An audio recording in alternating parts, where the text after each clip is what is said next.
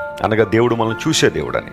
నిన్ను చూస్తున్నాడు, నీ యొక్క పరిస్థితిని ఆయన చూస్తున్నాడు, నిన్ను గమనించే దేవుడు కనుక ఆయన వైపు నువ్వు చూడగలిగితే అద్భుతాలు జరుగుతాయి. ఎప్పుడూ కృంగిపోవద్దు. నువ్వు ఒక్కదానివని బాధపడొద్దు.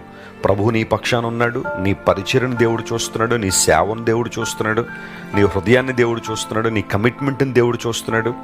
మనుష్యులను సంతోషపెట్టాలని గాక దేవుని సంతోషపెట్టాలనే ఆతురపడుతున్న నీ హృదయాన్ని దేవుడు చూస్తున్నాడు. ఖచ్చితంగా నీకు సమాధానం ఇస్తాడు. చూచిన దేవుడు ఏం చేశాడు అంటే, వారికి ఆజ్ఞాపించాడు ఆల్రెడీ నోవహుకు ఒక ఓడను తయారు చేయమని. ఆ ఓడలోనికి ప్రవేశించమని దేవుడు నోవహును ఆదేశించాడు. దేవుని బిడ్డలారా, దేవుడు నీ కొరకు సిద్ధపరిచిన ప్రణాళిక. ఇక్కడ నోవహు ఓడ దేవుని రక్షణకు, ఆయన మన పట్ల కలిగిన ప్రణాళికకు సాదృశ్యమైంది.